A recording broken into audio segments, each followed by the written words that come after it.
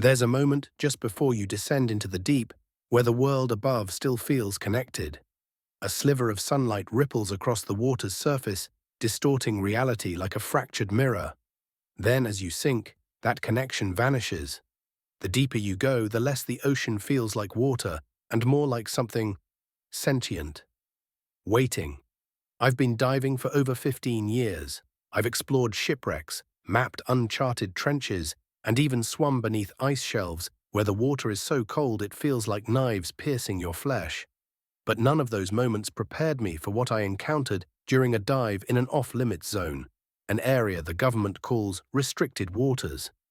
What I found down there wasn't just unnatural, it wasn't just terrifying, it was something they never wanted us to see. It started as a routine assignment. Our team was contracted to inspect a recently detected anomaly on the ocean floor. The briefing was vague, just a set of coordinates and a warning. Do not deviate from the mission parameters. Do not attempt retrieval of unknown objects. Do not communicate findings outside of designated personnel. These kinds of classified jobs weren't unusual. Governments and corporations often hire independent divers for deep-sea research, but something about this one felt different.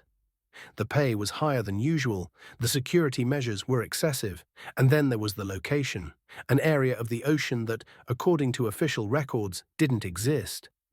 We boarded the submersible just before dawn, the sky still a deep shade of navy.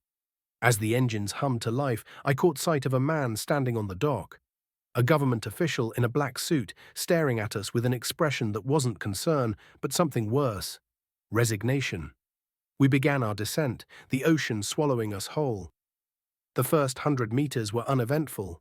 Schools of fish darted past the vessel, their silver bodies reflecting the dim glow of our lights. At 200 meters, the water darkened, shifting from blue to ink black. My breathing slowed. My heartbeat matched the rhythmic beeping of the depth gauge. Then, at 500 meters, something changed. The radio emitted a burst of static, followed by a faint whisper. It was so brief I almost missed it. The pilot, Rodriguez, frowned. "You hear that?" I asked. Rodriguez shook his head. "Probably a comms glitch." I wasn't so sure. We reached the target depth, 1,000 meters. The seafloor stretched beneath us like an alien landscape, jagged rock formations jutting out from the abyss. But the anomaly wasn't rock. It was a structure, a massive monolithic doorway half buried in the sediment. Symbols lined its surface, intricate carvings that pulsed faintly in the glow of our floodlights. I leaned forward, my pulse spiking. "Jesus," one of the crew whispered. It was unlike anything we had ever seen. Rodriguez maneuvered the submersible closer. A thin layer of mist, impossible at this depth, drifted around the entrance, swirling as if responding to our presence.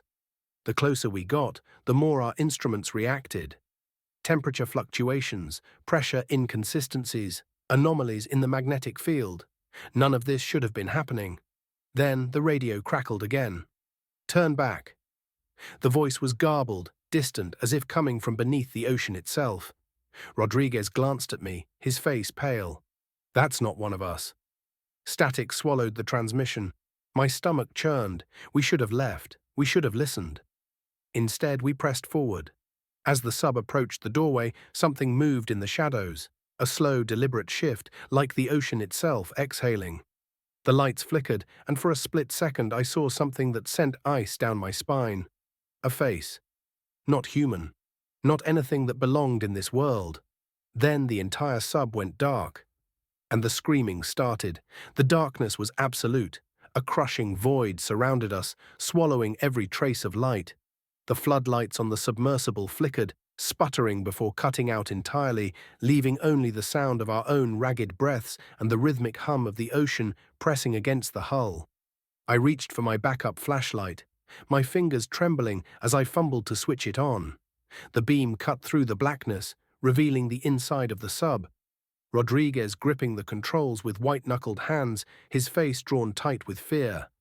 The other crew members exchanged panicked glances, waiting for someone, anyone, to explain what the hell was happening.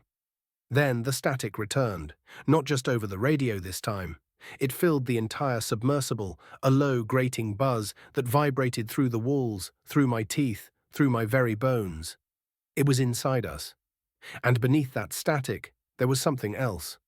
A voice. Not supposed to be here. It was faint, barely a whisper, but enough to freeze my blood. Rodriguez cursed under his breath, flipping switches, trying to reboot the power.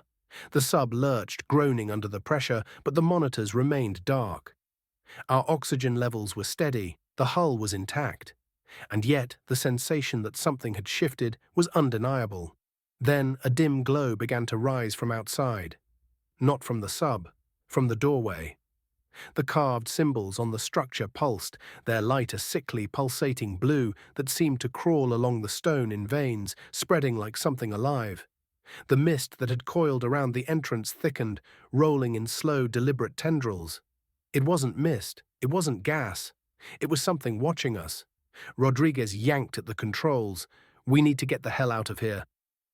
And that's when the screaming started, not from us, from the radio. The comms erupted with a chorus of voices, agonized, overlapping, pleading, furious, inhuman. I clapped my hands over my ears, but it was inside my skull, burrowing like a parasite. I could feel it crawling, whispering things I couldn't understand. Rodriguez slammed his fist on the emergency beacon, sending a distress signal back to the surface. The moment he did, the voices stopped. Silence, not just within the sub. Outside. I glanced at the viewport, my gut twisting. Before, the ocean had been filled with drifting sediment, the occasional passing fish. Now, nothing. The water was empty, still, like the ocean itself had been erased. And then, something knocked on the hull, a single deliberate tap. Rodriguez's breath hitched. He slowly turned to me, his expression a perfect mirror of my own horror. Tap, tap, tap. The sound was coming from the side of the sub. From the outside, we were 1,000 meters below the surface. There was nothing down here that should be able to knock. Then the tapping stopped, and something pressed against the glass. A shape, a face, not human, not anything I could comprehend. The skin, if it could be called that, was translucent, shifting like liquid held in a fragile shell. Its eyes, dark, endless pits, locked onto mine, unblinking, unfeeling.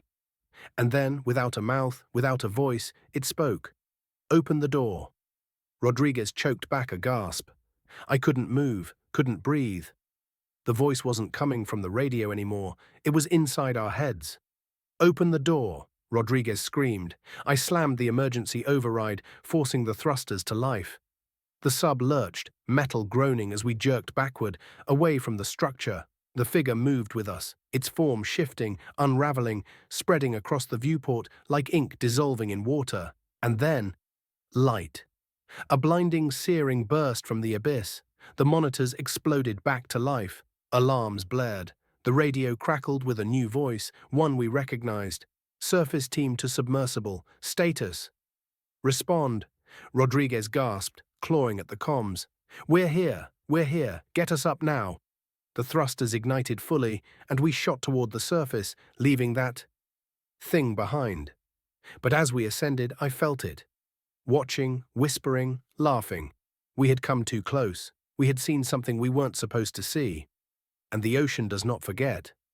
Darkness, the kind that swallows light whole, the kind that pulses with something unseen, something patient, the kind that waits. The audio crackles in the diver's earpiece as he watches the grainy footage looping on the research station's monitor. A recording from 2 weeks ago. The last known footage of the missing divers. The screen flickers, distorted static washing over the video like something unseen is clawing at the signal. Then the image stabilizes. A diver, submerged in the black depths, breathes steadily, his helmet's light scanning the alien world of the ocean floor. His voice, tight with nerves, crackles through the audio log. "Nothing here but rock formations. Visibility's low. Wait, there's something up ahead." The camera turns sharply. The screen captures a shadow that isn't supposed to be there. A human-shaped void, darker than the surrounding abyss. "Base, do you copy?" The diver's voice quivers. A heartbeat of silence. "There's someone down here." But that was impossible. He was alone. The footage trembles as the diver's breathing quickens. His camera light flickers. Static bleeds across the screen, warping the silhouette in front of him. The shadow doesn't move. It just lingers. Watching. Number no, no, no. The diver gasps. His voice peaks into a frantic yell. His body seizes as if he's being pulled backward by something unseen. The camera lurches wildly. The sound warps into something inhuman. The last clear frame before the video cuts to black. The diver's helmet, his visor reflecting a twisted, grinning face that wasn't his own. The research team doesn't speak as the footage ends. The room is suffocatingly silent. Someone shifts uncomfortably, a chair creaking. The lead investigator, an older man with the weight of too many lost divers behind his eyes, finally exhales and leans forward. "We're scrubbing the mission," he says. "It's not safe. We're pulling everyone out." But it was too late for that. The second disappearance that night, a second diver vanishes. No recorded malfunction, no sign of distress, just gone. His equipment remains intact, his oxygen tank still half full, his tether floating eerily in place, cut cleanly from his suit. The other divers start to whisper among themselves. They always go missing at the same depth. "Did you hear the last radio transmission? It sounded wrong. We shouldn't be down here. We were never supposed to be down here." The mission team tries to rationalize it. They review the footage over and over, looking for something, anything, that makes sense. But there is no logical answer. The ocean does not follow human logic. The horror spreads. 2 nights later, a third diver begins screaming in his sleep.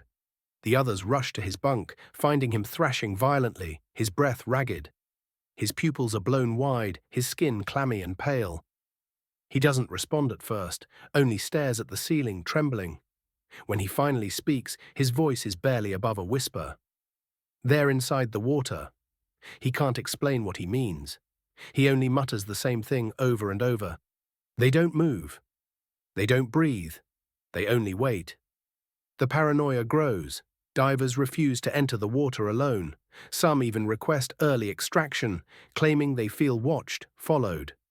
One man claims to hear his own voice, whispering from the radio, except he wasn't speaking. The lead scientist pulls one of the engineers aside, voice tight with nerves. "We need to leave." "You think it's real?"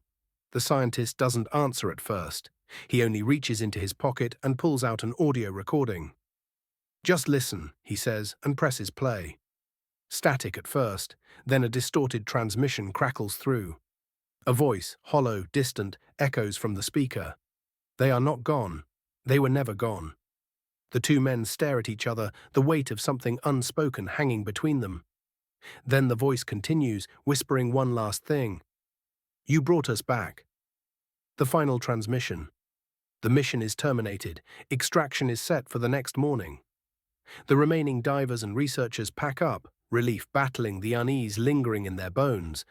But in the middle of the night, an alarm blares through the base. A distress signal. A diver, one who had never entered the water that day, is gone. The others rush to the control room, reviewing security feeds in frantic horror. His bunk is empty, his gear is untouched, but the last transmission from his helmet camera plays on loop, a single shaky breath, and then, "It's in my room." Static. The final recorded image. The open hatch leading into the deep. The diver had walked into the ocean, alone. No one followed him. No one ever found him. Darkness stretches beyond the limits of human comprehension, a vast, endless void, untouched by light, ruled by silence. The divers who remain tell themselves they are scientists, explorers, rational men who do not fear myths. But something deep inside them is changing. The ocean has begun whispering. After the latest disappearance, the remaining crew members refuse to speak of what's happening. Fear coils around them like a living thing, tightening with every passing hour.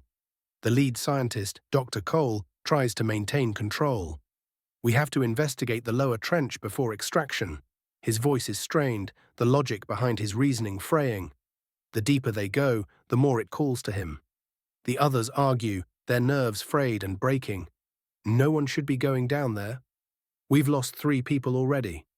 If you go down, you won't come back." But something inside Dr. Cole won't let him leave. He watches the monitors at night, sees shadows moving against the crushing blackness outside the station, shifting in unnatural ways. They are not fish, they are not alive, but they are not dead either. And they are waiting. The final dive. Cole doesn't wait for approval. At 0200 hours, he seals himself into the submersible and begins the slow descent into the lower trench. His heart pounds as the crushing weight of the abyss presses against the thick walls of the craft. The deeper he goes, the more his radio signal distorts, filled with garbled static that sounds too much like breathing. This is Cole. I've reached. It's here, the structure. His hands tremble as the floodlights illuminate something impossible, a massive ancient doorway half buried in the silt. Monolithic, carved with symbols that don't belong to any known civilization. The edges glow faintly, pulsing, as if alive. Cole's breathing grows erratic. The symbols seem to shift, twisting into something he almost understands. His vision blurs, and for a second he feels something else inside his own mind. Watching. Testing. The radio hisses with static. Then a voice that should not exist crackles through his earpiece. You should not have come. Something wakes. Cole gasps, nearly choking on his own breath. He tries to respond, but his voice catches in his throat. A shape moves beyond the doorway, something impossibly large, shifting through the abyssal dark. His suit sensors fail all at once. The oxygen levels spike. The pressure gauges tremble. Something unseen slams against the submersible. The entire craft shudders violently, metal groaning under the weight of something massive. Base, I need immediate... The radio cuts out. The last thing the research team hears before his signal vanishes is a long, slow scraping sound. Metal twisting, a single ragged breath that isn't his. Then, silence. The abyss is open. Cole is gone. The submersible is gone. The structure is no longer dormant. The remaining team, still at the research station, stare at the blank screen where his transmission had been. No wreckage, no distress signal, no body, just emptiness. Then the station's power flickers. The ocean floor cameras, set to monitor the trench, flicker to life. And something new is moving in the dark. The researchers don't know what they're looking at. It has no defined shape, a shifting, amorphous shadow that seems to pulse in time with the deep. But they can feel it. It is no longer asleep. It is awake, and it is coming up. The first omen. The research station is in chaos. Alarms blare through the steel corridors, red emergency lights flickering like a heartbeat.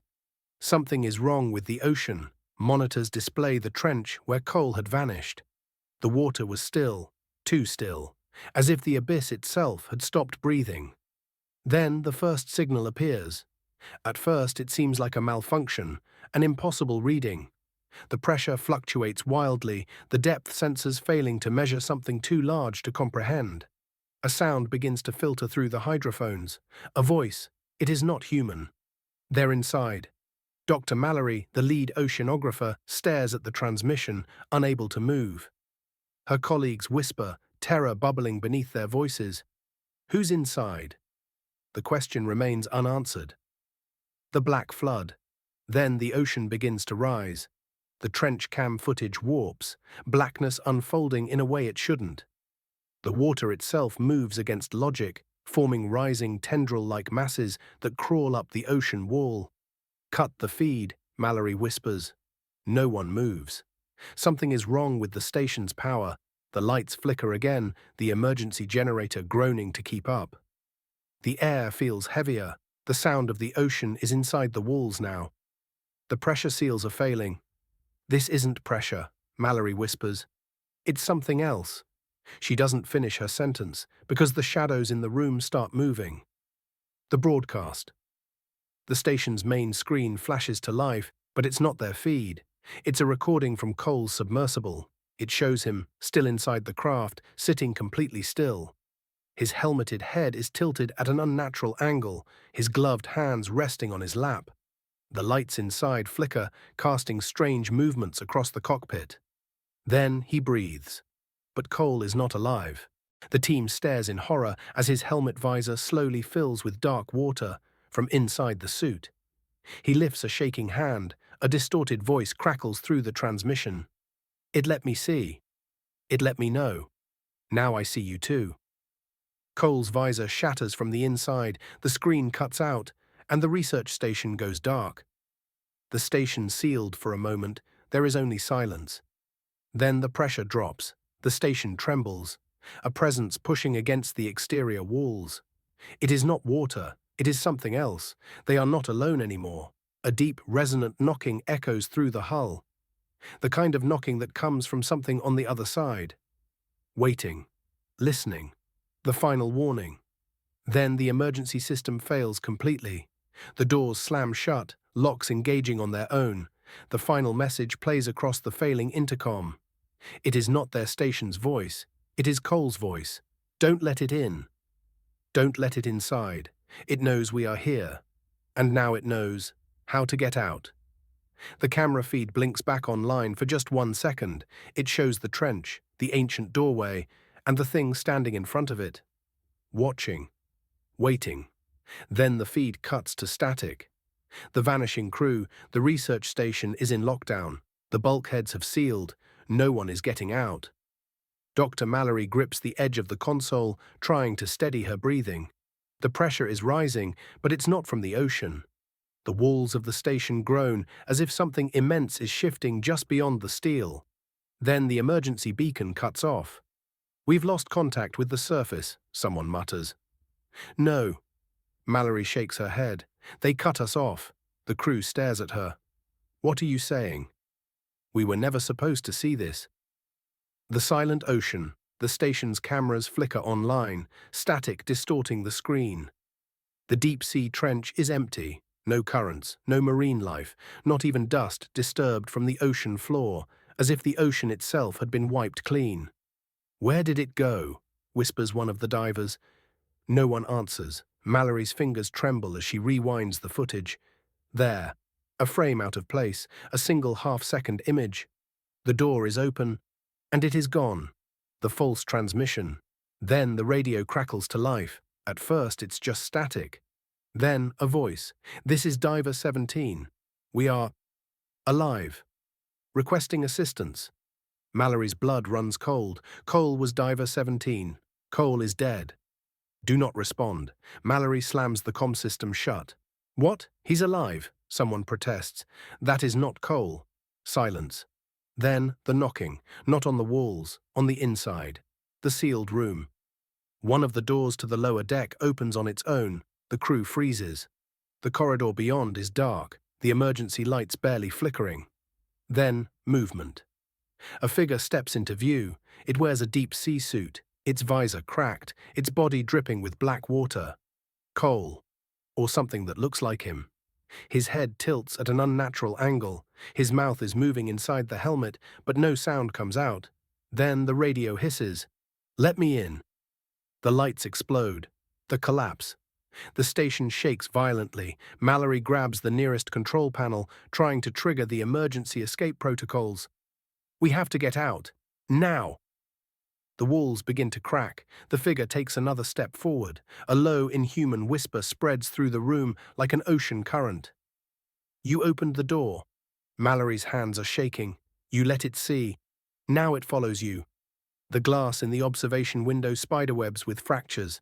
The ocean beyond is black, not with water, but with something moving inside it. And it is getting closer. The last message, Mallory manages to initiate the escape protocol. Get to the pods. The crew sprints for the emergency evacuation chamber. The metal hatch slams shut behind them. Through the tiny viewport, they see the research station collapsing. Something dark and vast coils around the structure, pulling it down into the trench. As the escape pod fires toward the surface, Mallory catches one last transmission. The final recorded message. It knows how to leave. It knows how to follow. It is already on its way. The feed cuts to black. The ocean swallows the research station whole. The surface isn't safe. The escape pod breaches the surface in a violent explosion of seawater. The surviving crew, Mallory, Jenkins, Carter, and Vega, gasp for breath, their eyes wild with terror. But the ocean is unnaturally still. The research station is gone.